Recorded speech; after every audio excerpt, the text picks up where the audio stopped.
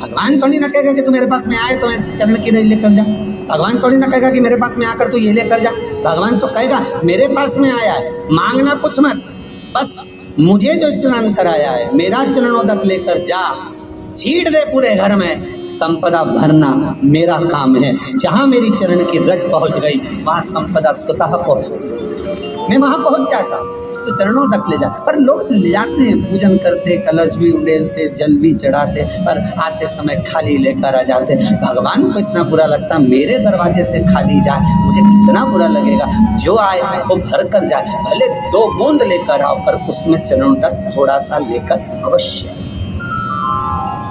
हमारी माताएं बड़ी प्रेम से कहती हैं, आप लोगों के मन में भी ये बात जरूर होगा, जितने लोग टीवी पर कथा सुन रहे हो, फेसबुक यूट्यूब पर श्रवण कर रहे हो, आपने भी सुना होगा, घर की जो माताएं होती है, कभी भी घर का रसोई घर का बर्तन जिसमें सब्जी बनाई है, 50 लोग अगर जिमने आ रहे हैं और कह दिया आज का निमंत्रण है, 50 लोगों का पार्टी है, ये है वो है, सुहागिल है या ब्राह्मण भोज है, तो वो जो खीर का पात्र होगा, जो बर्तन होगा, जो सब्जी का पात्र होगा, माँ उसको खाली जल्दी नहीं करती है। भले उसमें सब्जी थोड़ी ना थोड़ी पड़ी रहने देगी, जब तक सब जिम कर नहीं चले जाएंगे तब तक उसमें पटक कर रखेगी। क्यों? क्योंकि उसमें उसकी बरकत है।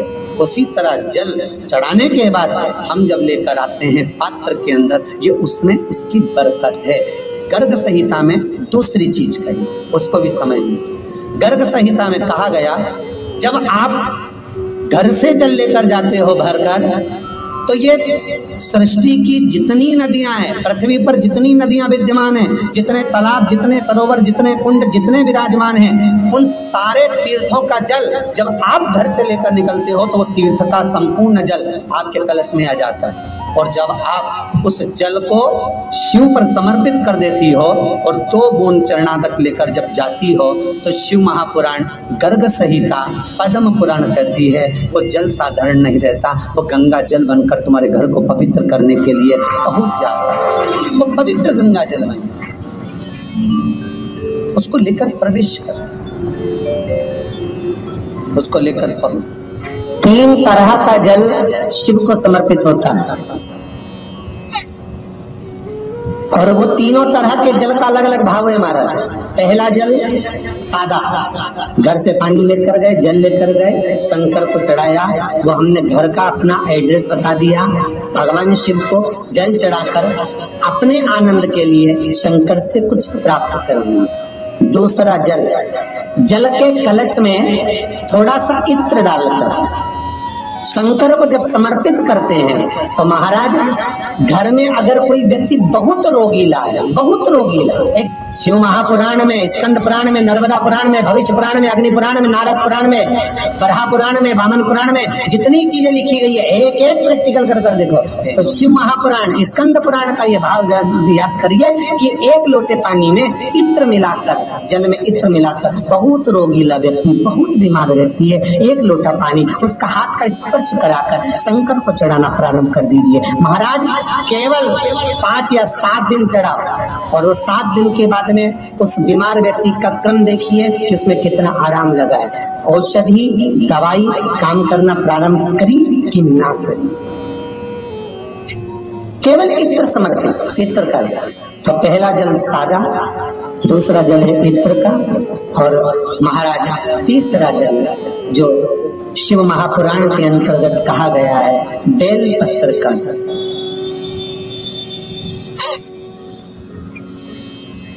तीसरा जो जल है वो बेलपत्र का जल। बेलपत्र का जल कैसा? तो महाराज शिव महापुराण की कथा कहती है कि जल के पात्र में एक बेलपत्र अंदर डालकर उस जल के पात्र को ले जाकर शिव को समर्पित करना, अर्थात अपनी मन की कामना भगवान शंकर से कह देना, केवल बेलपत्र के माध्यम, बोलना नहीं हमको कुछ, हमें कुछ कहना नहीं है।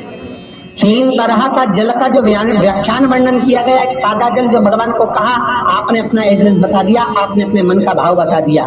इत्र का जो जल चढ़ाया गया वो केवल रोग मुक्ति के लिए चढ़ाया गया। और तीसरा बेलपत्र, अगर उस जल में एक बेलपत्र भी पड़ी हुई है और वो बेलपत्र पड़ा हुआ जल आप जिस भाव से चढ़ा रहे हो, जिस कामना से चढ़ा रहे हो, शंकर वो कामना आपकी पूर्ण कर दे।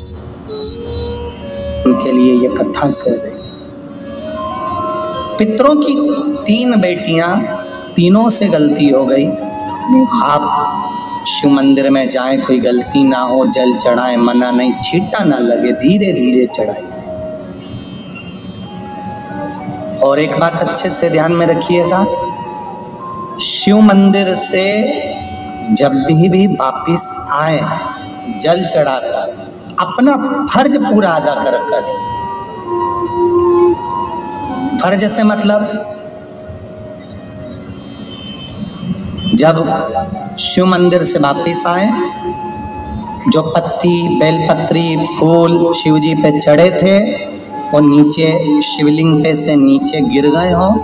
एक शिवलिंग रखा है लाना, मिट्टी वाला, नहीं इधर में कथा चल रही, थोड़ा ध्यान से सुन। तो आप लोग जो पशुपति व्रत कर रहे हो या कोई भी उपास करते हो, कई लोग कहते हैं हमने करा नहीं हुआ। क्यों नहीं हुआ? उसमें हमारी गलतियों को हमें चाहिए। ये देखिए, अब जैसे ये शिवलिंग रखा है, आपने जल चढ़ाया, अब जल आप यहाँ से चढ़ा रहे हो तो धीरे धीरे धीरे धीरे चढ़ाएं, जिससे छींटे बाहर ना, यहाँ तक छींटे रहे ना, जलाधारी तक चलेगा, बाहर ना दे। और एक बात का स्मरण रहे,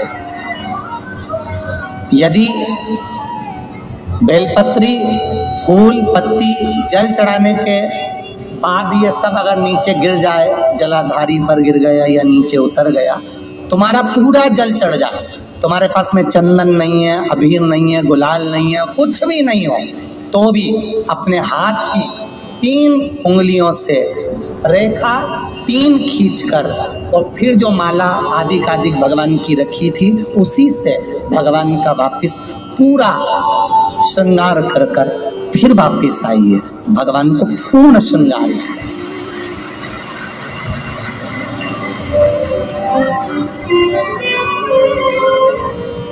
भगवान का पूर्ण श्रृंगार कर कर आइए। कई लोग जल चढ़ाने के बाद में भगवान का जो फूल पत्ती नीचे रखी रहती है, आप, हम ये नहीं कह रहे कि आप अपने घर से लेकर जाओ, आपके पास में कुछ नहीं, 1 लोटा जल चढ़ाओ, जल चढ़ाया, जो फूल पत्ती नीचे रखी हुई है उसी को उठाकर, उसको रखकर, उसी फूल से भगवान का खूब सुंदर भगवान का कर कर फिर आइए।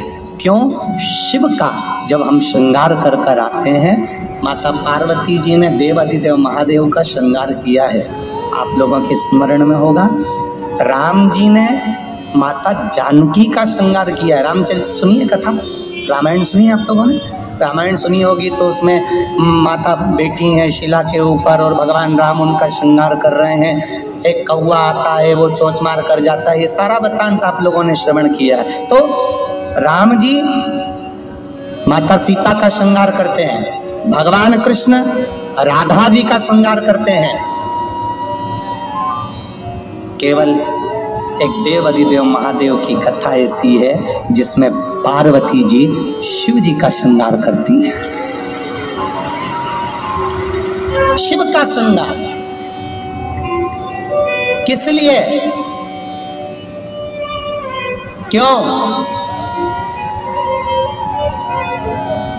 कहा जल चढ़ाने के बाद वहीं पर पड़ी हुई पत्ती से, फूल से, जो चढ़े हुए फूल हैं, चढ़ी हुई पत्ती है, चढ़ा हुआ निर्माल्य है, जो भी शिव जी का है, उसी को धोकर वापिस भगवान का श्रृंगार कर कर आना चाहिए। किस लिए? कि हे भोलेनाथ, जब मैं इस संसार सागर से जाऊं, अखंड सुहाग लेकर पूरी श्रृंगार कर कर इस धाम से जाऊं, ऐसी कृपा हो। जो पड़ा हो, जो चंदन नहीं है, हाथ से चंदन का स्मरण होना चाहिए। नहीं है हमारे पास लगाने को रोली, मौली, चंदन, जो भी आपके पास में है, अबीर गुलाल में अपने मन का गुलाल लगाइए, अपने मन का दिल से रिझाने का प्रयास। ले जाओ, ले जाओ, दिल से चढ़ाइए। और जब भाव से, दिल से आप आनंद के साथ देवाधिदेव महादेव का आप पूजन करो, उसमें गलती ना हो। पितरों की 3 बेटियों को श्राप लग गया। श्राप क्या लगा? तुम्हें पृथ्वी पर जाना पड़ेगा, मृत्यु लोक में जाना पड़ेगा, और तुम्हें मृत्यु लोक